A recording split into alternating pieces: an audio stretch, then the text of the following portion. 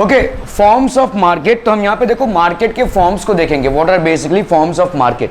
ठीक है, ओके। अगर हम इस चैप्टर के वेटेज की बात करें तो विथ ऑप्शन आपके इसमें 10 मार्क्स के आते हैं, विदाउट ऑप्शन आपके भाई साहब 7 मार्क्स के हैं। ठीक है, एवरी ईयर बोर्ड का यही ट्रेंड है। इसमें हम क्या क्या चीज़ें पढ़ेंगे, obviously introduction, what is classification of market, perfect competition क्या होता है और उसके फीचर्स क्या क्या होते हैं, determination of price under perfect competition, monopoly and its features, types of monopoly, features of oligopoly, monopolistic competition and its features. ठीक है, सो मार्केट होता क्या है, what is market? Market refers to an arrangement through which buyers and sellers come in contact with each other. तो market क्या है, basically buyers और sellers एक साथ कॉन्टैक्ट में आ रहे हैं। ठीक है, एक ऐसा जगह है जहाँ पे ऑब्वियसली बायर्स, हम मार्केट किसको बोलेंगे, समझ लो ये भाजी मार्केट है, तो इसको मार्केट क्यों बोल रहे हैं, क्योंकि यहाँ पे जिनको जो लेना रहता है, ठीक है, उसके लिए और जो बेचने रहते हैं वो दोनों समागम होता है। ठीक है, so where buyers and sellers come in contact with each other directly और इनडायरेक्टली। ठीक है, अभी डायरेक्टली मतलब कैसा है, जैसा आप किसी वेंडर के पास गए, वेजिटेबल वेंडर के पास गए, आपने वेजिटेबल खरीदा, खरीदने में आपने पैसे दिए और उससे माल उठाया। ठीक है, ये हो गया डायरेक्ट। इनडायरेक्ट क्या होता है, what is indirect? What is indirect? हाँ, ऑनलाइन मतलब फ्लिपकार्ट से या अमेजन से आप ऑर्डर कर रहे हैं। ओके, चलिए, तो फ्लिपकार्ट आपके लिए क्या हो गया भाई साहब, या अमेजन क्या हो गया, एक मार्केट हो गया। It is a market where in you look for the products and you buy it. ठीक है, व्हाट एल्स, हाउ कुड, तो ये एक इनडायरेक्ट मार्केट हो गया। यहाँ पे आपका किसी के साथ कोई लेना देना नहीं है, आप सिर्फ प्रोडक्ट को खरीद रहे हैं, आप उसका पैसा दे रहे हैं, प्रोडक्ट आपके घर तक पहुंच रहा है। क्लियर है, इनडायरेक्ट हो गया भाई साहब। और क्या हो जाएगा, व्हाट एल्स? What else? ये इलेक्ट्रिसिटी का बिल जो आप भरते हैं, आपने उसका सर्विस कंज्यूम किया ना, तो आप उसका बिल भर रहे हो, ऑनलाइन भर रहे हो, तो ये भी आपका भाई साहब क्या हो गया, एक इनडायरेक्ट मार्केट हो गया। मतलब आप जहां पे, समझ लो ऑनलाइन अगर आप भर रहे हो या आप काउंटर पे जाकर भर रहे हो, जिस बंदे को आप पैसा दे रहे हो, क्या वो बंदा आपके घर में इलेक्ट्रिसिटी पहुंचा रहा है? No, right, he is not the one. ठीक है, ट्रेन का कोई टिकट निकाल रहे हो कि तो क्या वो बंदा आपको ट्रेन में बिठाकर वो आपको ट्रेन में धक्का मार के वो लेके जा रहा है? नहीं ना भाई साहब। ठीक है, सो ये भी आपका एक इनडायरेक्ट मार्केटिंग हो गया। This is basically indirect marketing. ठीक है, okay, but market is basically a place where in buyers and sellers meet each other.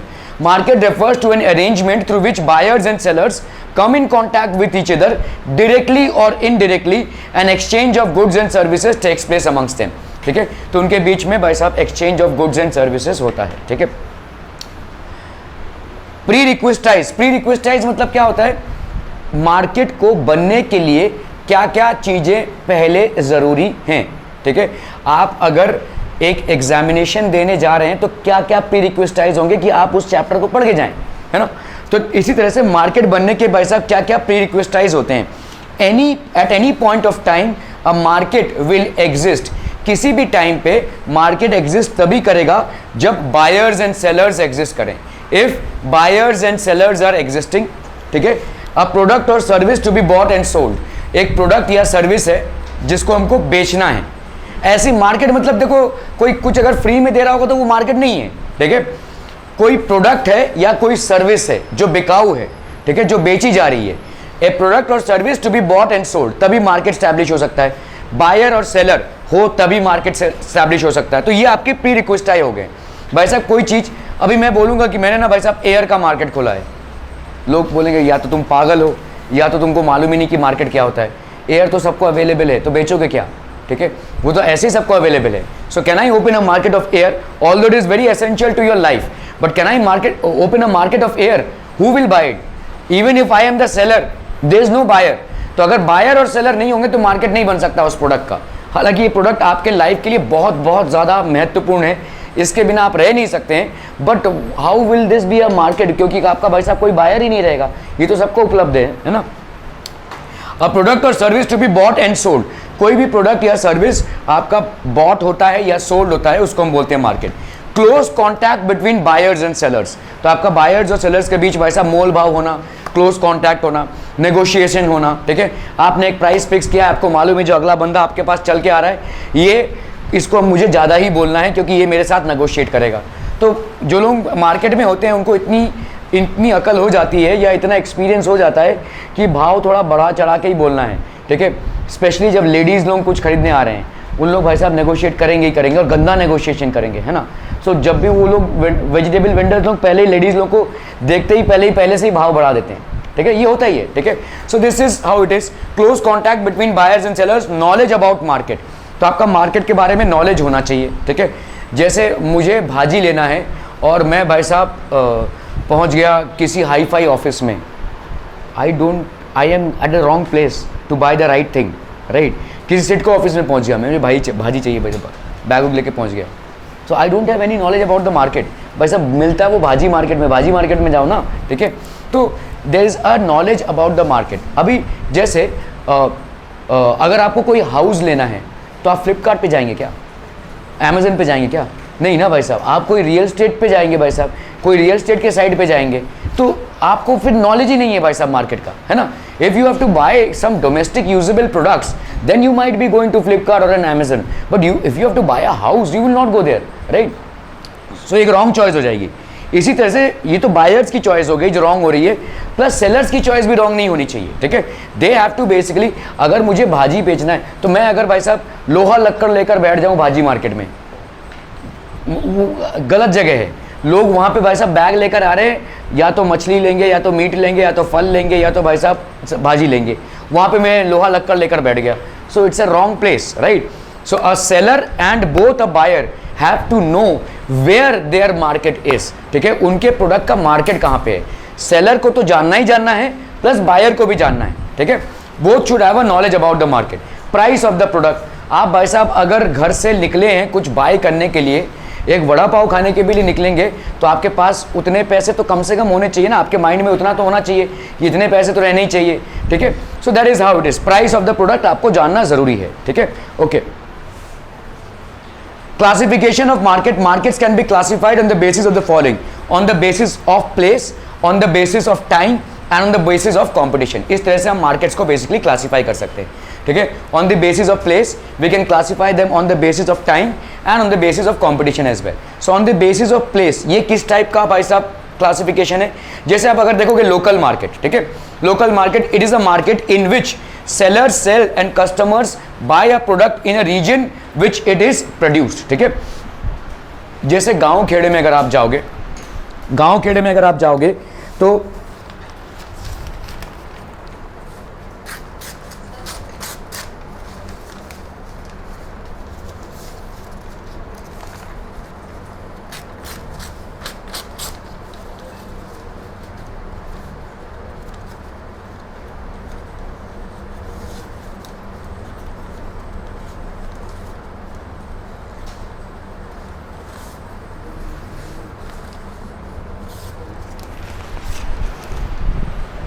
रख दो ना, उधर कहीं रख दो ना सप्लीमेंट, ओके। अगर आप गांव खेड़े में जा रहे हैं, कोई किसान ने अपने खेत में कुछ प्रोड्यूस किया है, ठीक है, कुछ कहीं रख दो ना भाई साहब, इधर रख दो, बीच में रख दो, इधर हाँ, बॉटल के नीचे रख दो, जिसको चाहिए ले लो भाई साहब, ये उसको चाहिए, उसको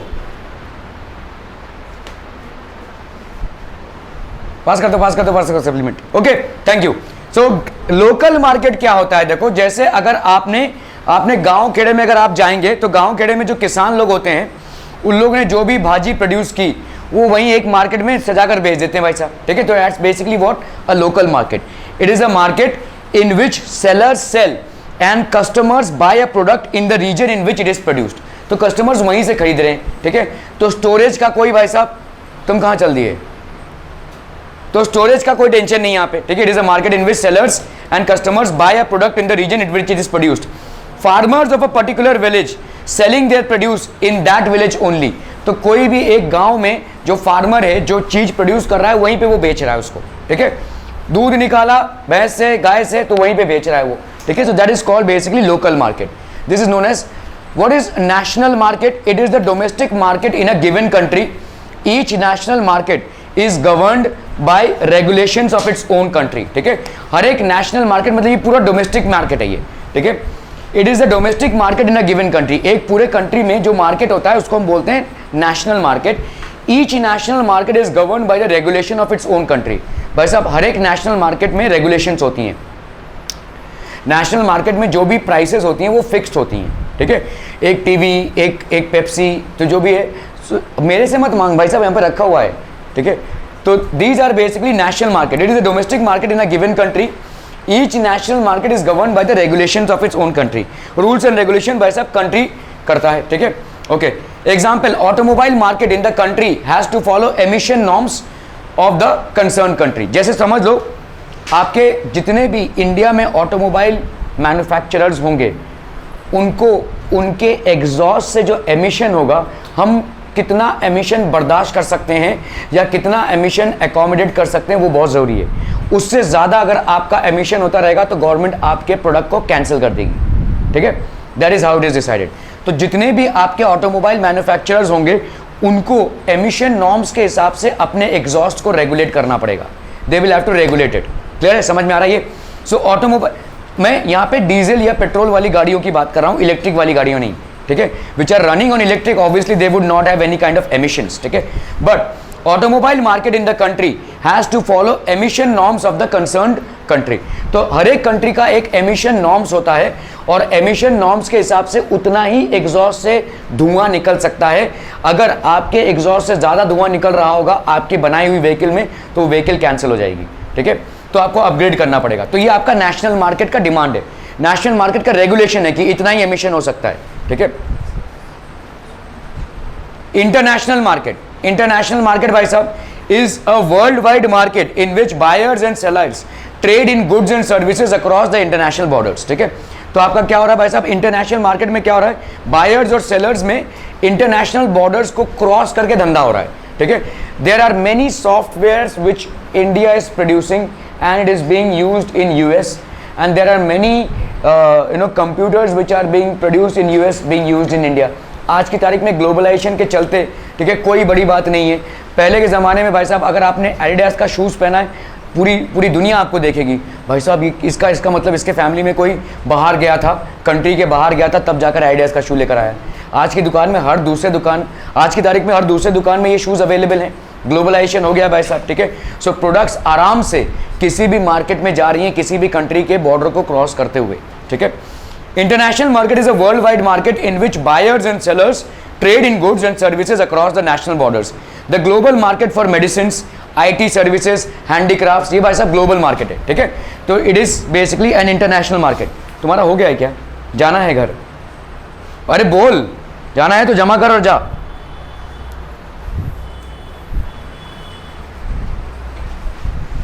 आ गया क्या लेने को तुमको? तो फिर बैठ ना, फिर तब से बैग ऐसे कर रहा है तो आ गया कोई लेने तो जा, ठीक है। तो global market for medicine, IT services, handicrafts, 10 more minutes to go। चलिए फटाफट। On the basis of time, very short period. अगर बहुत शॉर्ट पीरियड में, very short period refers to a period in which supply is fixed and price is determined by the demand, ठीक है। Supply आपका fixed है और price जो है तो डिमांड पे डिपेंड करता है। सप्लाई आपकी फिक्स है, प्राइस डिमांड पे। The time period is for a few days और weeks in which the supply of the commodity can not be increase. तो सप्लाई को हम इंक्रीज नहीं कर सकते, फ्यू डेज और वीक्स में ही वो मार्केट तक पहुंचेगा और उसमें जितना उठ गया, ठीक है। Okay, so example, the market for mangoes और एनी सीजनल प्रोडक्ट्स। तो भाई साहब मैंगोज का एक सीजन होता है, ऐसा तो नहीं कि पूरे 12 महीने आपको मिलेंगे, शायद मिलेंगे भी, लेकिन मैंगोज का एक सीज़न होता है। तो मैंगोज का उस सीज़न में जितनी सप्लाई होगी और डिमांड के हिसाब से वो कंजम्पशन भी हो जाएगा। इसके बाद अगर आप डिमांड करोगे तो शायद नहीं मिलेगा, ठीक है। So the market of mangoes for any seasonal product, किसी भी सीजनल प्रोडक्ट का जब भी हम मार्केट देखेंगे, it will be like this only. The time period is for a few days और weeks in which the supply of a commodity can not be increased. हम भाई साहब ज़्यादा मैंगोज नहीं प्रोड्यूस कर सकते। उस सीज़न में जितना मैंगोज का प्रोडक्शन होना था उतना भाई साहब हो गया है, ठीक है। अगर 1000 टन होता है तो 1000 टन हो गया है। इसका मतलब ये नहीं कि भाई साहब 5000 टन प्रोड्यूस हुआ, ठीक है। द मार्केट फॉर मैंगोज और एनी सीजनल प्रोडक्ट, ठीक है, it is going to be limited. Short period refers to a period of less than 1 year. In this period, firms can only make adjustments in inputs like labor to increase the supply of goods and services. यहाँ पे हम labour को employ करके ज़्यादा produce कर सकते हैं। मतलब समझ लो अचानक भयानक में, अभी समझ लो राहुल मात्रे का कोई गारमेंट का शॉप है या गारमेंट का बिजनेस है, तो he is getting approximately per month he is getting 1000 shirts का ऑर्डर उसको मिल रहा है, ठीक है। अचानक भयानक में भाई साहब उसको 5000 आ गया, ठीक है, तो क्लाइंट उसका बढ़ गया है, 2-4 कंपनी और उसके क्लाइंट हो गए, तो अचानक भयानक में उसका क्या हो गया, 5000 का डिमांड आ गया है। तो अभी in order to compensate for the demand what will he do, उसी एक महीने में उसको अगर प्रोड्यूस करना है तो what will he do, he will employ more, ठीक है। तो इसको हम कॉम्पनसेट कर सकते हैं, लेकिन इसको हम लेबर से कॉम्पनसेट नहीं कर सकते, ठीक है। मैंगो जितना उगना था उतना ही उगा है, ठीक है, ओके। तो शॉर्ट पीरियड में, वेरी शॉर्ट पीरियड या शॉर्ट पीरियड में हम कॉम्पनसेट कर सकते हैं। The market for umbrellas and rain quotes during rainy season, ठीक है। तो ऑब्वियसली रेनी सीजन चालू हो गया है और अभी इस दौरान आपका अम्ब्रेलाज और रेन कोट का डिमांड काफ़ी बढ़ेगा, ठीक है। बढ़ेगा तो उसको कंप्लीट करने के लिए हमको एक्स्ट्रा लेबर एम्प्लॉय करना पड़ेगा, ठीक है। लॉन्ग पीरियड और long refers to a period of time in which all the factors of production and cost are available. साल, पूरे साल भर जो यूज होने वाला है, ठीक है, पूरे साल भर जिसका डिमांड रहेगा वो लॉन्ग पीरियड्स वाले होते हैं, ठीक है। तो ये पूरे साल भर इसका सप्लाई होता रहेगा, ठीक है। So long periods, in the long run firms are able to adjust all cost, it is for a few years, generally up to 5 years, ये 5 साल तक भी ऐसा चल सकता है, ठीक है। Example car, cellphone, computers and laptops, ये सारे भाई साहब आपके 5 साल से कम तो चलने वाले हैं नहीं, ठीक है। इनको हम कम 5 साल चला सकते हैं। वेरी लॉन्ग पीरियड मतलब refers to a time period in which the production time is so long that all inputs are variable। तो यहाँ पे प्रोडक्शन टाइम बहुत बड़ा है भाई साहब, ठीक है। तो सारे इनपुट्स ऊपर नीचे हो सकते हैं, it is more then 5 years, ठीक है। तो जैसे बहुत बड़ी बड़ी बिल्डिंग बनाना, ठीक है, बहुत बड़े बड़े बिल्डिंग बनाना, बहुत बड़े बड़े कुछ प्रोडक्ट, हैवी मशीनरीज बनाना, प्रॉपर्टीज बनाना, यहाँ पे भाई साहब 5 साल से ज़्यादा लग सकता है। तो अभी देखो इनपुट वेरिएबिलिटी मतलब क्या होती है, समझ लो। राहुल मात्रे इज़ अ बिल्डर, ठीक है। अभी उन्होंने भाई साहब एक बहुत बड़ा प्लॉट लिया या उन्होंने जो भी इन्वेस्ट किया और उस प्लॉट में बहुत बड़ी सी बिल्डिंग बना रहे हैं। इस बिल्डिंग को कंप्लीट होते होते नई करके 8-9 साल लग जाएंगे। शुरुआती तौर पे जो आज की तारीख में जो सीमेंट का रेट है या जो ईंटों का रेट है या जो रॉड्स का रेट है, जो भी लगता है कंस्ट्रक्शन में, तो क्या वो 8-10 साल तक सेम रहने वाला है? Is it going to remain the same? So आज की तारीख में जब राहुल मात्रे ने बजटिंग की है तो आज के रेट के हिसाब से की है, ठीक है। लेकिन 10 साल में जब ये बिल्डिंग कंप्लीट होगी, are those rates going to remain the same, including wage rate for the labourers? Are they going to vary? Yes, they are going to vary. तो ये इतना लंबा टाइम फ्रेम है कि उसमें भाई साहब जितने भी माल मसाला लगेगा वो वेरी करता रहेगा, ठीक है। इनपुट्स आर वेरिएबल्स, ठीक है। तो आपका भाई साहब यहाँ पे क्या हो जाएगा, heavy machinery and properties. Very long period refers to a time period in which the production time is so long that all inputs are variable. जो भी आपका माल मसाला लग रहा है सब भाई साहब क्या हो जाएंगे, वेरिएबल हो जाएंगे। क्लियर है? Are we clear? उसमें पैसे का फर्क आएगा ही आएगा। जिस रेट से आज आप सीमेंट ले रहे हैं उस रेट से 3 साल बाद नहीं मिलेगा, 5 साल बाद नहीं मिलेगा। अभी 10 साल में आपकी बिल्डिंग बनेगी तो आपका भाई साहब ये बढ़ता ही रहेगा, ठीक है। सो आपकी बजटिंग वैसी होनी चाहिए, आपका मूल्यांकन वैसा होना चाहिए, ठीक है। On the basis of competition, competition among the sellers and buyers is the most important criteria for classification of markets in economics। तो competition among buyers and sellers, हमेशा एक competition लगा रहता है buyers और sellers के बीच में, और ये एक बहुत important criteria है, ठीक है, in economics। जैसे मैंने आपको बताया जब मोबाइल फ़ोन लॉन्च हुआ था तब आपको इनकमिंग कॉल के भी पैसे देने पड़ते थे। इनकमिंग मैसेजेस आपके 2 रुपये पर मैसेज था, ऐसा था, ठीक है। फिर धीरे धीरे बहुत, तो एक ही भाई साहब BSNL था उस टाइम पे, या जो भी सर्विस प्रोवाइडर रहेगा एक ही था, तो मोनोपोली बहुत ज़्यादा थी। आज की तारीख में 10 सर्विस प्रोवाइडर्स हो गए, तो आज की तारीख में 300 रुपये में भी भाई साहब आप अच्छा खासा एक smartphone with data and free calling service and message services use कर सकते हैं, ठीक है। अप्रॉक्सीमेटली 300, अगर आप देखोगे पहला प्लान जो होता है 300 रुपये का 1 महीने का, वो सब लगभग सब सारे कंपनीज में सेम ही होती हैं, ठीक है। तो कंपटीशन हो गया तो हैवी प्राइस ड्रॉप हो गया भाई साहब, ठीक है। सो कंपटीशन, जो एक मोबाइल को अफोर्ड करने में पहले के ज़माने में जब मोबाइल नया लॉन्च हुआ था उसमें नहीं करके 4 से 5 हज़ार रुपये जाता था आपका, सिर्फ कॉलिंग के लिए। ऐसा जैसा आप स्मार्टफोन यूज़ कर रहे हैं वैसा भी नहीं था, कॉलिंग के लिए, कॉल रिसीव करने के लिए, मैसेज भेजने के लिए। इन तीनों सर्विसेज के लिए नहीं करके आपका 3-4 हज़ार रुपये महीने में जाएगा। आज की तारीख में भाई साहब 300 रुपये में आप दुबई तक बात कर रहे हैं आराम से, फॉरेन कंट्रीज़ में बात कर रहे हैं, ठीक है। So there is so much of, because obviously काफ़ी सारी तरक्की हो चुकी है, ठीक है। कंपटीशन काफ़ी ज़्यादा हो गया है। Sellers and buyers is the most important criteria. Perfect competition हम किसको बोलेंगे? A perfect competitive market is the one in which the number of buyers and sellers is very large, जैसे इंडिया का मार्केट है, बायर्स भी और sellers भी बहुत लार्ज है, ठीक है। इंडिया में कोई भी प्रोडक्ट फेल नहीं होगा क्योंकि आपके बहुत सारा पॉपुलेशन है और बहुत सारा वेरीड आपका भाई साहब इनकम रेट है, ठीक है। तो इसके हिसाब से अ perfectly competitive market is a one in which the number of buyers and sellers is very large. All the buyers and sellers are buying and selling a homogeneous product without any restrictions, ठीक है. So they are buying and selling a homogeneous product. Homogeneous मतलब जिसकी properties same, ठीक है, without any restrictions, ठीक है. Homogeneous product without any restrictions. ऐसा perfect competition में होता है, लेकिन ऐसा होता नहीं है, ठीक है. Okay. Both the buyers and sellers have perfect knowledge of market conditions, ठीक है. Imperfect, तो ये एक बहुत ही hypothetical situation है, ऐसा achievable नहीं है, ठीक है. ये हम सिर्फ सोच सकते हैं, परिकल्पना कर सकते हैं, बट इज नॉट अचीवेबल, ठीक है. Just one moment.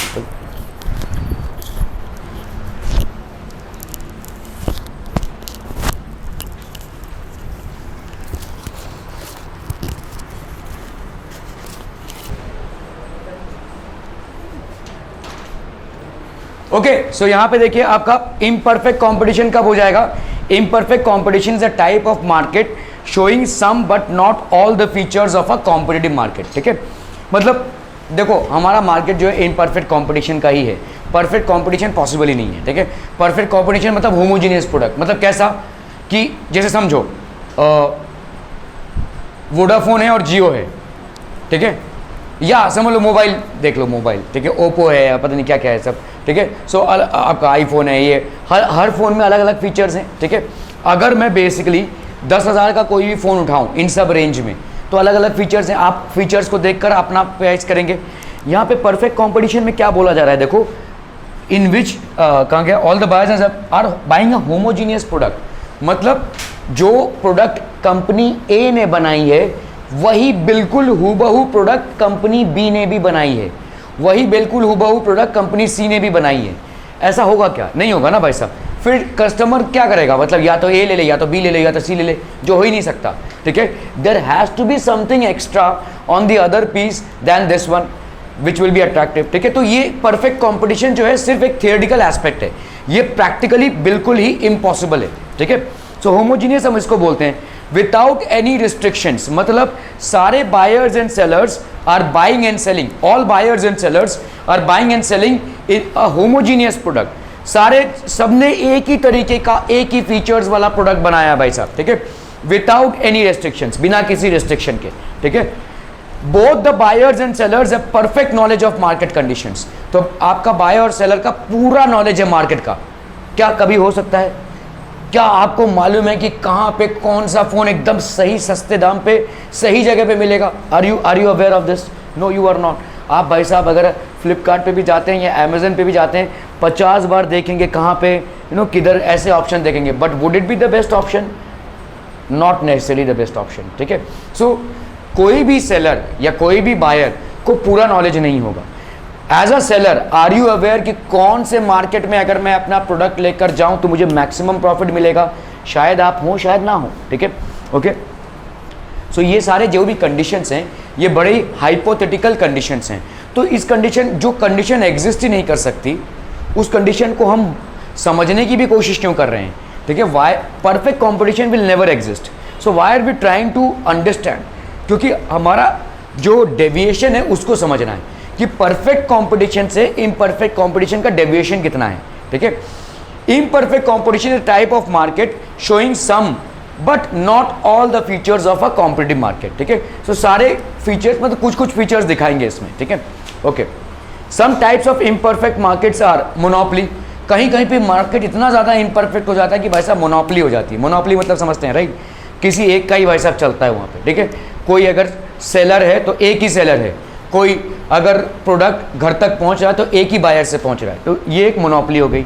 Oligopoly, monopolistic competition, इस तरीके का एक एनवायरनमेंट हमने क्रिएट कर दिया है कि भाई साहब अगर जाना है तो इसी से लेना है, अगर चाहिए तो भाई साहब यहीं से चाहिए, ठीक है. So that is called monopoly. Okay, perfect competition prevails when the demand for the output of each producer is perfectly elastic.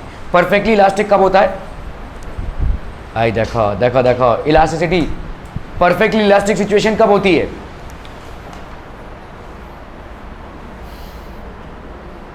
Graph को याद करो, ग्राफ को, एक ग्राफ को याद करो भाई साहब, आपका डिमांड और इलास्टिसिटी ऑफ डिमांड, हाँ परफेक्टली इलास्टिक कब होगा, जब आपका ग्रेटर देन 1 हो रेशियो किसका,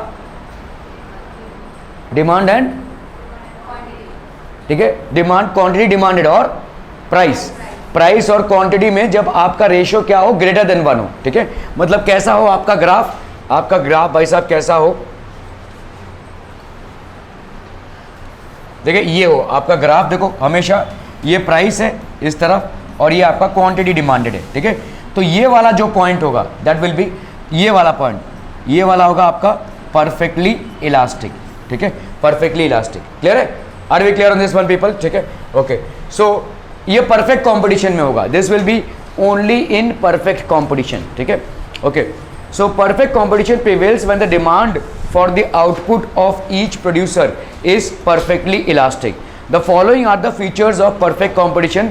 Large number of sellers and buyers, बहुत बड़ा भाई साहब डेटाबेस है। It sells homogeneous products, मतलब कोई भी कंपनी हो सेम प्रोडक्ट बना रहे हैं, सब के सब सेम प्रोडक्ट बना रहे हैं, ठीक है, कोई भी अलग प्रोडक्ट नहीं बना रहा है, ठीक है, everything is same. It sells homogeneous product, सारे मोबाइल्स एक टाइप के ही, सारे फीचर्स उसमें सब एक ही, ठीक है, ऐसा, ठीक है। फ्री एंट्री एंड एग्जिट, आप भाई साहब कभी भी मार्केट में एंटर कर सकते हैं, कभी भी एग्जिट कर सकते हैं। The entry and exit is free, nobody is going to question you, ठीक है। Every factor of production is perfectly mobile, मतलब एक जगह से दूसरे जगह तक ले आ जा सकता है। जितने भी आपके फैक्टर्स ऑफ प्रोडक्शन है, रॉ मटेरियल, लेबर, ठीक है, ये सारे जितने भी आपके factors of production is perfectly mobile, एक जगह से दूसरे जगह पे ले आया जा सकता है। क्लियर है, समझ में आ रहा है ये, ओके। अ सिंगल प्राइस, भाई साहब सबका एक सिंगल प्राइस है, ठीक है, सारे प्रोडक्ट्स का एक सिंगल प्राइस ऑब्वियसली होगा। तुम ए बी सी डी सारे के सबका एक ही प्राइस होगा क्योंकि सब होमोजीनियस हैं, ठीक है। परफेक्ट नॉलेज ऑफ मार्केट, सबको, बायर्स को और सेलर्स को, दोनों को भी मार्केट का परफेक्ट नॉलेज है। नो गवर्नमेंट इंटरवेंशन, गवर्नमेंट भाई साहब इंटरवेंशन नहीं कर रही है, गवर्नमेंट ये नहीं बोल रही है कि भाई साहब इसका प्राइस कम करो, इसका प्राइस बढ़ाओ, ये सब कुछ इंटरवेंशन नहीं है। एब्सेंस ऑफ ट्रांसपोर्ट कॉस्ट, कोई भी ट्रांसपोर्ट जो हो रहा है उसका कोई भी कॉस्ट नहीं लगेगा, all the transports are absolutely free, ठीक है। तो ये आपके क्या हो जाएंगे भाई साहब, फीचर्स ऑफ परफेक्ट कॉम्पिटिशन। भाई साहब and and and and and हो गया आपका आधा घंटा, चले चले फटाफट, डन, जमा कीजिए। Good night, sweet dreams. चलो चलो टाइम हो गया, हाँ तो जा, जमा करके जा फिर। Large number of sellers and buyers, ठीक है, एक मिनट, हाँ ओके, चलिए पढ़ते भाई साहब। Large number of sellers and buyers, perfect competition and its feature. तो बहुत बड़ा एक सेलर और बायर का बेस होगा, ठीक है। There would be a large number of sellers and buyers in a perfectly competitive market, there are a large numbers of both sellers and buyers, ठीक है। तो मतलब जैसे इंडिया में एक चांस है कि परफेक्ट कॉम्पिटिशन हो सकता है, लेकिन प्रॉब्लम ये है कि होमोजीनियस प्रोडक्ट नहीं बनेंगे, ठीक है। So yes, there is a large database of buyers and sellers, each seller and each buyer form a negligible part of the entire market. मतलब इतना बड़ा मार्केट है सेलर्स और बायर्स का कि भाई साहब हर एक सेलर और बायर एक नेग्लिजिबल पार्ट है, बहुत ही छोटा पार्ट है जिसको हम इग्नोर कर सकते हैं, समुंदर है, ठीक है। देयरफॉर नो सिंगल सेलर और buyer is in a position to influence the market price. मतलब मोनोपोली एग्जिस्ट कर ही नहीं सकती, कोई भी सेलर या बायर आपके मार्केट प्राइस को इन्फ्लुएंस नहीं कर सकता। भाई हर एक सेलर या बायर की हैसियत जब बहुत छोटी होगी, ठीक है, समझ रहे हैं, इतना बड़ा मार्केट है, इतना बड़ा समुंदर है कि छोटे छोटे सब सेलर्स और बायर्स हैं, तो उनकी हैसियत इतनी छोटी है कि क्या इन्फ्लुएंस करेंगे वो मार्केट को। They will not be able to influence the market price, ठीक है। There will be no scope of influencing the market price. Market price को इन्फ्लुएंस आप तब करते हैं जब आप अपने प्रोडक्ट से भी बड़े हो जाते हैं भाई साहब, ठीक है। When there is a strong demand for your product in the market, और दूर दूर तक आप पे कॉम्पिटिशन में कोई नहीं है, तब आप मुंह मांगा दाम लेंगे, है ना। जैसे रियल स्टेट, अगर आप देखोगे रियल स्टेट जो होता है, रियल स्टेट मतलब आपके बिल्डिंग्स जो बनते हैं, तो यहाँ पे आप देखोगे बिल्डिंग्स बनने में या फ्लैट्स बनने में उतना खर्चा नहीं है, लेकिन मुंह मांगा दाम ले रहे हैं लोग, ठीक है। क्यों? क्योंकि आपका भाई साहब वो इन्फ्लुएंस होता है जैसे जैसे शहरीकरण होता जाएगा। For example when I came to Kamothe and I took a 2 BHK, ठीक है, कितने में मिला मेरे को? 10 लाख में। 10 लाख में मेरे को मिल गया। अभी आप लोगों के पास जाकर बोलेंगे 2 BHK 10 लाख में, तो हंसेंगे लोग भाई साहब, ठीक है। It is not possible. क्यों? मेरे को कामोटे में आए हुए 12 साल हुए हैं, 12 या 15 साल हुए होंगे, 15 years. Why would people laugh at this? ये क्या 2 BHK 10 लाख में, ऐसा क्यों हंसेंगे? क्यों? Why would people laugh? Possible क्यों नहीं है? What has happened in this 15 years? Price क्यों बढ़ गया है? डेवलपमेंट हो गया भाई साहब, ठीक है। तो जहाँ पे भाई साहब एक स्कूल था, एक हॉस्पिटल था, ठीक है, मतलब रोड्स नहीं बने थे, तो ये सारी चीज़ें हो गई हैं भाई साहब आज की तारीख में। पहले वो ये वाला स्टेशन नहीं था, आपका ये वाला स्टेशन भी मेरे सामने ही बना है। पहले वो क्या कहते हैं, ये अपना मानसरोवर स्टेशन नहीं था, खांडेश्वर स्टेशन भी बहुत बाद में बना है, ठीक है, मतलब मेरे आने के बाद भी 1 साल बाद बना है। खैर, सो ये सारी चीज़ें थी, तो डेवलपमेंट नहीं था, तो प्राइस नहीं बन रहे थे, ठीक है, नो सिंगल। तो जैसे ही भाई साहब आपका ये सारी चीज़ें आ गई, प्राइस बढ़ने लगी, जो भी आपके सेलर्स हैं वो प्राइस बढ़ाने लगे, ठीक है। So no single buyer seller in a position to influence the market price, लेकिन इट सेल्स होमोजीनियस प्रोडक्ट्स, ठीक है। It means that the products are exactly identical in terms of size, shape, design, taste, colour, weight, सारी चीज़ों में भाई साहब exactly same है। All the products designed are absolutely the same in terms of size, shape, design, taste, colour, weight etcetera. समझ में आ रही है सब? आप ऐसा सोचिए कि कामोटे में रियल एस्टेट डेवलप हुआ है, लेकिन सारी बिल्डिंग एक तरह की, सब फ्लोर और सारे जितने भी आपके फ्लैट्स हैं सब एक साइज़ के, ठीक है, ऐसा कुछ हो गया, ठीक है। सो क्या कोई एक कंपनी आपसे ज़्यादा पैसा लेगा और दूसरा कम दे सकता है? नहीं, सबको इक्वल भाव पे बेचना पड़ेगा, ठीक है। It means that the products are exactly identical in terms of size, shape, taste, design, colour, weight etcetera. सब गाड़ियाँ एक तरह की। तो ये एक हाइपोथेटिकल सिचुएशन है, ये ऐसा एग्जिस्ट कर ही नहीं सकता है, परफेक्ट कॉम्पिटिशन, ठीक है। Thus all products are perfectly substitutes for each other। मतलब कंपनी ए से मैं प्रोडक्ट खरीदूं या कंपनी बी से, कोई फर्क नहीं पड़ता, ठीक है, मुझे सेम चीज़ें मिलेंगी सेम प्राइस पे, ठीक है। सो परफेक्ट सब्स्टिट्यूट्स हो जाएंगे, मतलब एक दूसरे के सब्स्टिट्यूट्स हो जाएंगे। एक कंपनी का प्रोडक्ट दूसरे कंपनी के लिए परफेक्ट सब्स्टिट्यूट हो जाएगा। क्लियर है? क्लियर है? क्लियर है भाई साहब, ठीक है। Okay okay okay. Free entry and free exit in perfect competition, there are no barriers on entry and exit of the firms. अगर परफेक्ट कंपटीशन है तो भाई साहब कोई बैरियर नहीं है, ना ही एंट्री पे ना ही एग्जिट पे, ठीक है। In perfect competition there are no barriers on entry and exit of the firms, ठीक है। Any firm can enter or exit the market at its own will. कोई भी फर्म अपनी इच्छा से भाई साहब मार्केट में एंटर हो सकता है और एग्जिट भी हो सकता है अपने ही विल से, ठीक है। If there is a hope of profit, a new firm will enter the market, and if there are chances of loss, an existing firm may leave the market। कभी भी कोई भी एंटर हो सकता है, कभी भी एग्जिट हो सकता है, ठीक है। अगर वैसा प्रॉफिट आना है तो कोई नया फर्म एंटर होगा, अगर लॉस दिख रहा है तो कोई फर्म अपना क्विट भी कर सकता है, ठीक है। Okay. Every factor of production is perfectly mobile, मतलब सारे जितने भी फैक्टर्स ऑफ प्रोडक्शन है। अभी देखो, जैसे समझो अगर तुमको लेट्स से कोई कपड़ा बनाना है तो कॉटन लगेगा, कॉटन को हम मूव कर सकते हैं। लेकिन अगर तुमको भाई साहब कोई आयरन से कोई बहुत बड़ा वो बनाना है, बीम बनाना है, तो तुमको भाई साहब iron and steel manufacturing unit के पास ही रखना पड़ेगा ना, क्योंकि तुम जितना दूर रखोगे तुम्हारा ट्रांसपोर्ट कॉस्ट उतना ही बढ़ेगा। बड़े बड़े आयरन के चंक्स उठाकर तुम क्या ट्रक में लेकर जाओगे, ठीक है। सो लेकिन यहाँ पे क्या है, एवरी फैक्टर ऑफ प्रोडक्शन, सारे factor of production perfectly mobile हैं, आराम से हम इनको ट्रांसपोर्ट कर सकते हैं। There is perfect mobility of factors of production under perfect competition, ठीक है। आराम से भाई साहब हम इनको मूव कर सकते हैं सारे factors. Labour and capital are mobile not only geographically but also occupationally, they can be put to any use. जितना भी लेबर हो गया भाई साहब, कैपिटल हो गया, ठीक है, और जितने भी रॉ मटेरियल्स होंगे, labour, capital as well as raw materials, ठीक है, not only geographically but occupationally, आराम से हम इनको मूव करा सकते हैं, ठीक है। सो each factor input is optimally utilized, ठीक है, and producer does not face any problem in production। भाई साहब बरसात का सीजन चल रहा है, सारा नेल तुमको आज ही बाइट करके खा जाना है क्या चबा जाना है? दे दो, इनका कभी है बर्थडे, कभी है हो गया है तो नेल कटर गिफ्ट कर दिया होता भाई साहब, तब से चल रहा है भाई साहब। Okay, so each factor input is optimally utilised and producer does not face any problem in production. तो प्रोड्यूसर को भाई साहब कोई प्रॉब्लम, तुम्हारी आदत है, तुम्हारा रिस्पॉन्सिबिलिटी है, मैं तो ऐसे बोल रहा हूँ, थोड़ा सा ऐसे बोल रहा हूँ, कुछ भी कर सकते हो, ऐसे ऐसे ऐसे कुछ भी कर सकते हो, दैट्स योर प्रॉब्लम, ठीक है। But all I am saying is कि थोड़ा मतलब अभी का एनवायरनमेंट थोड़ा सा अनहाइजीनिक है, तो अवॉइड कीजिए। वो नेल्स में कुछ अच्छी चीज़ें तो रहती नहीं है भाई साहब, दुनिया भर का गंदगी रहता है उसको, और उसको तुम बाइट किए जा रहे हो, ये आदत है।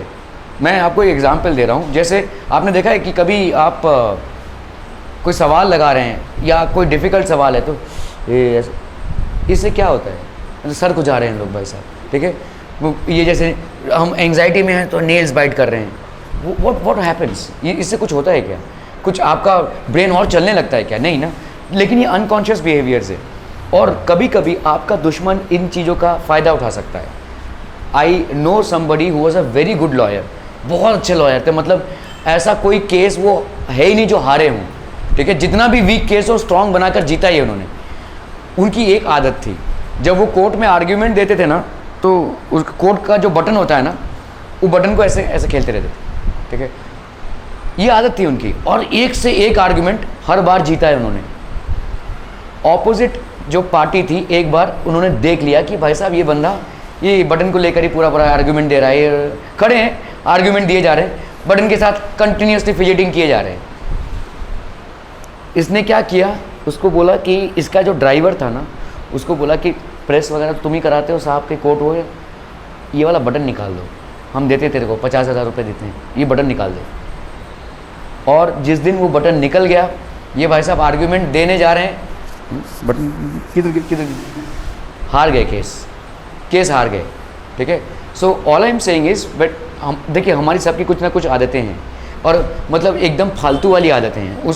उन आदतों से एक्चुअली में हम अनकॉन्शियस होकर वो करते हैं, वो चीज़ों को अनकॉन्शियस हो पहले बैठे हैं, you have noticed it right. So इससे क्या होता है, कुछ होता नहीं है, लेकिन आप जैसे ही उस चीज़ को रोक देंगे ना, तो शायद आप कॉन्शियस हो जाएंगे, ठीक है। सो मे बी तो, और दूसरी बात ये है कि अगर आप कोई चीज़ कर रहे हैं बहुत आराम से, और उसके साथ पैरेलली कोई और चीज़ चल रही है, तो हो सकता है कोई उस चीज़ का फ़ायदा उठा ले।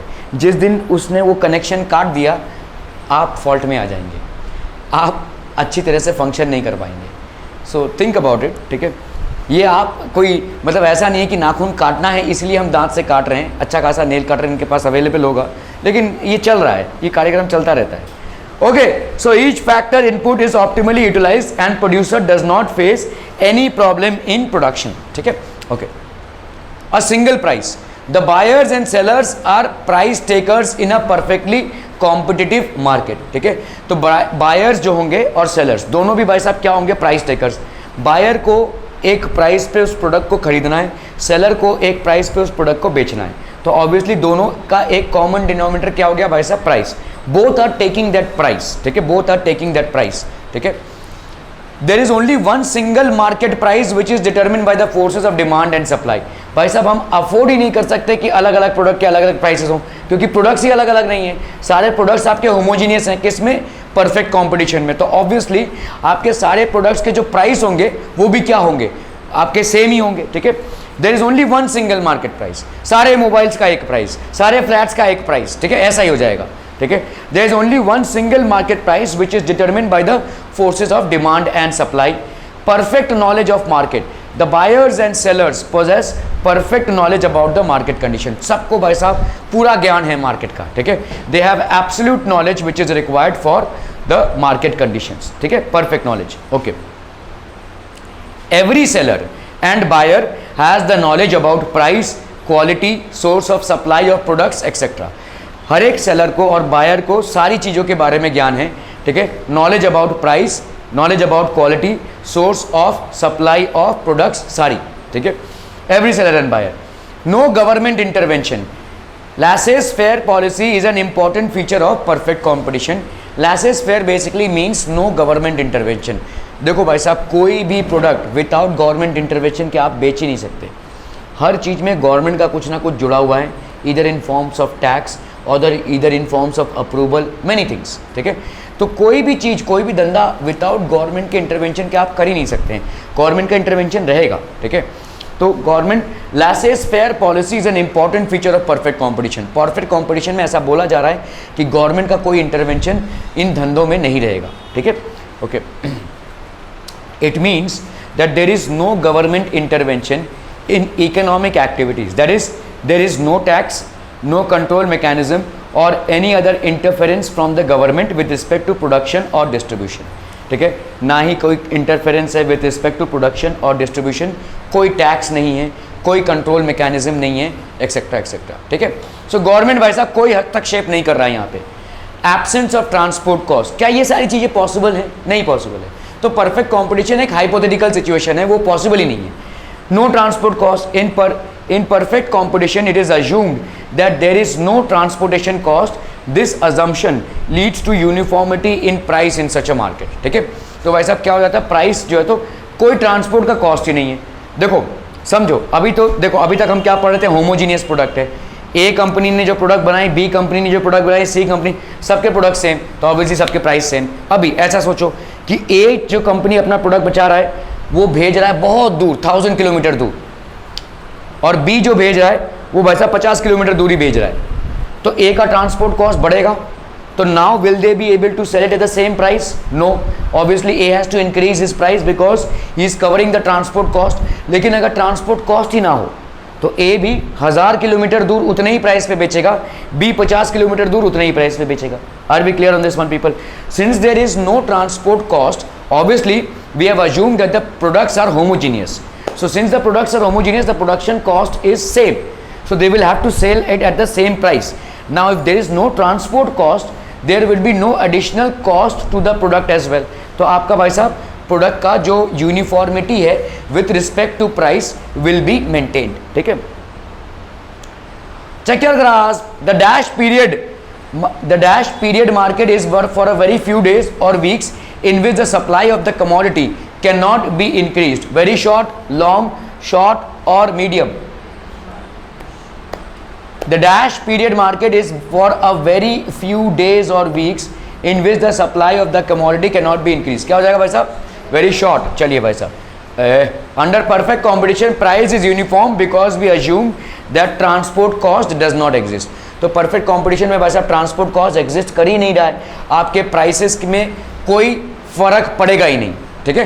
50 मीटर दूर लेकर जाइए या 1000 किलोमीटर दूर लेकर जाइए, ठीक है, okay.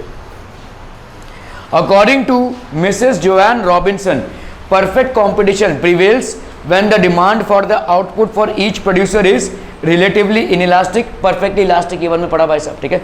Perfect competition perfectly elastic के कंडीशन में ही प्रिवेल करेगा, ठीक है। आइए जल्दी जल्दी आइए फटाफट। और कौन बाकी है वहां पे? कोई नहीं। पिंकी गई? उसका ही पेपर है। अच्छा ये तुम्हारा है? हाँ। Okay thank you so much. सीधा घर पहुंचिए। Under perfect competition there is a single ruling market price which is called as equilibrium price, ठीक है। इसको हम क्या बोलेंगे भाई साहब? equilibrium price. This equilibrium price is determined by the interaction of market forces of demand and supply, ठीक है। तो market forces जो है आपका equilibrium price पे आता है under perfect competition. Again perfect competition is absolutely unachievable, हो ही नहीं सकता, ठीक है। The equilibrium price is determined by the interaction of market forces of demand and supply. Equilibrium price is basically the price at which demand and supply is the same. एक ऐसे price के स्तर पे हम आ जाते हैं जहाँ पे डिमांड और सप्लाई दोनों का भाई साहब सेम हो जाता है, ठीक है। Schedule the price determination through interaction of demand and supply forces can B explain with the help of the following schedule. तो जैसे देखो प्राइस ऑफ एप्पल्स 100 पर केजी, क्वांटिटी डिमांडेड कितना है भाई साहब? 5000, क्वांटिटी सप्लाइड कितनी है भाई साहब? 1000। तो ऑब्वियसली डिमांड आपका सप्लाई से ज़्यादा है ना भाई साहब। सप्लाई आपने कितना किया है? 1000, क्वांटिटी डिमांडेड कितना है? 5000। तो आप देख रहे हो भाई साहब इस क्वांटिटी का डिमांड है, तो आप क्या करोगे? प्राइस को बढ़ाओगे। पढ़ चुके हम ये सब, ठीक है। So if you see that there is a demand, हम कितना लैग कर रहे हैं? 4000 से लैग कर रहे हैं। यही 4000 में डबल दाम में उतारूँ तो डबल प्रॉफिट, ठीक है, okay. So we are seeing that the demand curve is more than the supply curve. Quantity जब आपने प्राइस 200 पर केजी कर दी तो डिमांड में भाई साहब कम होगा, प्राइस आपने बढ़ाया तो डिमांड ऑब्वियसली कम हो जाएगा, 4000 हो गया। देखो क्वांटिटी सप्लाई आपने कितनी की, यहाँ पे 2000 कर दी, ठीक है। यहाँ पे demand is again greater than supply. Quantity जब आपका प्राइस बढ़ के कितना हो गया, 300 रुपये हो गया। क्वांटिटी डिमांडेड कितना है भाई साहब, 3000। क्वांटिटी सप्लाइड कितना है भाई साहब, 3000। तो डिमांड और सप्लाई भाई साहब बराबर हो गया। अभी अगर आपने बढ़ाकर 400 कर दिया तो आप देखो भाई साहब बहुत ड्रॉप हो गया है, डिमांड बहुत ज़्यादा ड्रॉप हो गया। डिमांड क्वांटिटी की इतनी है 2000, क्वांटिटी सप्लाई आप कितना कर रहे हैं 4000, मतलब 2000 आपका वेस्ट जाने वाला है, ठीक है। तो यहाँ पे demand is lesser than supply. आपने भाई साहब प्राइस बढ़ाकर क्या कर दी, 500 पर केजी कर दी। अब तो भाई साहब कोई खाएगा ही नहीं, ठीक है, 1000 लोग ही खा रहे हैं उसको, ठीक है। मतलब आपका पूरा 5000 क्या जाएगा, वेस्ट जाएगा, ठीक है। So demand is lesser than supply. तो आप क्वांटिटी को अभी देखो, जैसे जैसे प्राइस बढ़ेगा क्वांटिटी डिमांडेड कम होता जाएगा और वैसे वैसे हम सप्लाई बढ़ाते जाएंगे। क्या ये समझ में आ रहा है? प्राइस बढ़ा, क्वांटिटी डिमांडेड कम होता जा रहा है और आप सप्लाई बढ़ाते जा रहे हैं। Suppliers will supply more goods when the price is higher to earn more profits, ठीक है। तो ये सारा तालमेल चल रहा है भाई साहब, एक पियानो की तरह बजा रहे हैं आप पियानो बजाते बजाते एक ऐसा ताल पे आ जाते हैं कि प्राइस और क्वांटिटी डिमांडेड और सप्लाई, प्राइस ऐसे प्राइस पे आप आ जाते हैं कि क्वांटिटी डिमांडेड और quantity supplied both become equal, ठीक है। मतलब आपका कुछ भी वेस्टेज नहीं जाएगा, इसी को हम बोलेंगे equilibrium price. Are we clear? Price को आप बढ़ाते रहेंगे तो भाई साहब डिमांड गिरता रहेगा और सप्लाई, प्राइस को बढ़ाते रहेंगे तो सप्लाई बढ़ता रहेगा। प्राइस को आप बढ़ाते बढ़ाते एक ऐसे स्टेज पे आते हैं कि डिमांड और सप्लाई दोनों सेम हो जाए, ठीक है। तो इस प्राइस को हम क्या बोलेंगे, equilibrium price. This price is known as equilibrium price. The price determination through interaction of demand and supply forces can be explained with the help of the following schedule, ठीक है। Explanation of the schedule: demand is more greater than the supply at ₹100 per kg. The quantity demanded is 5000 kg while the quantity supplied is only 1000 kgs, ठीक है। When the price rises to 200 per kg, the demand falls to 4000 kg while the supply rises to 2000 kg, ठीक है। Supplier भाई साहब अभी ज़्यादा माल उतारेगा, ठीक है। When the price, this is because demand falls with a rise in price. जैसे ही भाई साहब आपका प्राइस राइज होगा ऑब्वियसली डिमांड आपका क्या होगा, फॉल होगा। And supply rises with a rise in price. तो जैसे सप्लायर क्या करेगा, जैसे प्राइस राइज होगा तो वो ज़्यादा माल उतारेगा, ठीक है। At this stage demand is greater than supply. जब demand is equal to supply हो जाता है, when the price rises to 300 per kg of the apples, quantity demanded and quantity supplied become equal to 300 kgs। जितना demand है उतना ही माल आपका देखो उतर जाएगा, ठीक है। तो आप मतलब एक पियानो बजा रहे हैं यहाँ पे, ठीक है। तो एक ऐसे प्राइस पे आप आते हैं जहाँ पे क्वांटिटी डिमांडेड और क्वांटिटी सप्लाइड बराबर हो जाता है, ठीक है। So this is called the equilibrium price, ठीक है।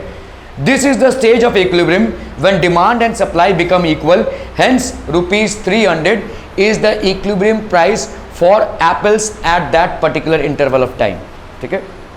सप्लाई ग्रेटर देन डिमांड हो जाता है भाई साहब when the price rises further, that is 300 to 400 कर दिया आपने, ठीक है। देन फ्रॉम 400 टू आपने कर दिया भाई साहब 500। तो what are you observing, price तो बढ़ रहा है लेकिन डिमांड साथ ही साथ बहुत कम होता जा रहा है, ठीक है। सप्लाई आप बढ़ाते जा रहे हैं क्योंकि प्राइस बढ़ रहा है लेकिन उतना लोग प्रोडक्ट्स उसको खरीदेंगे नहीं, तो आपका बर्बाद होगा वो, ठीक है।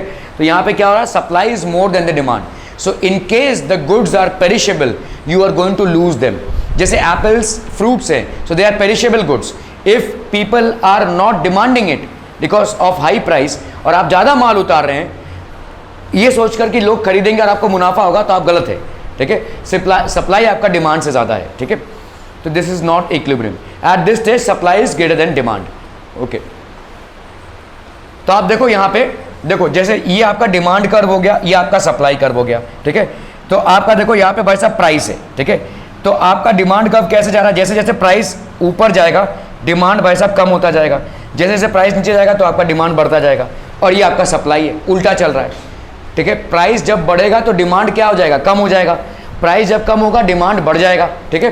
तो ये आपका डिमांड कर्व हो गया। देखो कम प्राइस है तो डिमांड आपकी क्या हो गई भाई साहब, ज़्यादा, ठीक है। ज़्यादा प्राइस है तो डिमांड आपकी कितनी हो गई, 1000। जब आपने 500 रुपये कर दिया तो डिमांड कितनी है, 1000। जब आपने भाई साहब उस प्राइस को गिरा के 100 रुपये कर दिया तो डिमांड कितनी है भाई साहब आपकी, समझ रहे हैं यहाँ पे। देखो जब आपने उसको 100 रुपये कर दिया तो डिमांड काफ़ी ज़्यादा है, देखो 4500 ऑलमोस्ट 5000 टच हो रहा है, ठीक है।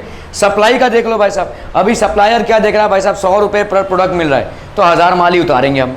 जब मेरे को 500 रुपये पर प्रोडक्ट मिला है तो 5000 माल उतारूंगा मैं।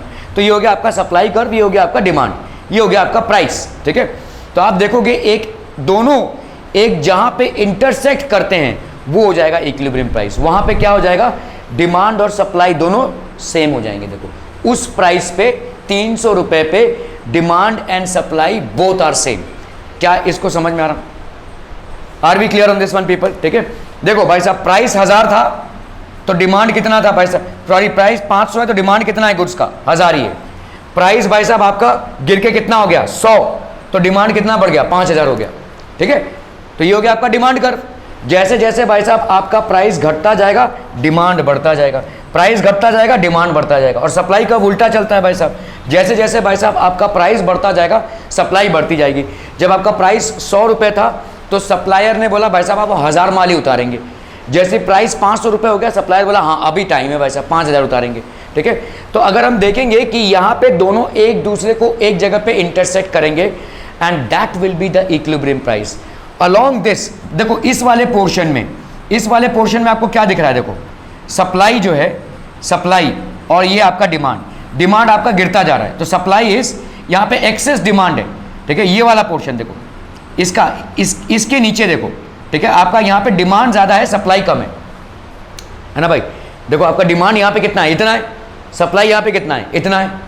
डिमांड आपका इतना है भाई साहब, देखो 1000 पे डिमांड आपका इतना है, बहुत ज़्यादा लोग डिमांड कर रहे हैं जब प्राइस, लेकिन यहाँ पे देखो सप्लाई इतना है। तो इसका मतलब इस कर्व के नीचे आपको हमेशा demand is more than supply, और इस कर्व के ऊपर आपको क्या मिलेगा, supply is more than demand, ठीक है। ये वाला जो पॉइंट है this will be the point of equilibrium where in demand becomes equal to the supply. So at a price of rupees 300 per kg demand becomes equal to the supply. Are we clear on this one people? ठीक है। तो explanation of the diagram अगर आप देखोगे in the above diagram y axis represents the price whereas x axis represents the quantity demanded and supplied. The demand curve DD is a downward sloping curve indicating inverse relationship between price and quantity demanded. The supply curve SS is an upward sloping curve indicating a direct relationship between price and quantity supplied. The curves DD and SS intersect at a point E which is equilibrium point. ठीक है, ये आपका equilibrium point होगा. Therefore, rupees 300 is the equilibrium price and 3000 kgs is the equilibrium quantity. So equilibrium quantity of demand and supply would be 3000 kgs and 300 rupees will be the equilibrium price. The equilibrium price is determined by the interaction of the forces of market demand and market supply. तो ये आपके market demand और market supply के forces of interaction पे आप equilibrium price को determine करते हैं, ठीक है। Okay, thank you so much for your valuable time. कितना हुआ भाई साहब, 20 आउट ऑफ 46, ठीक है।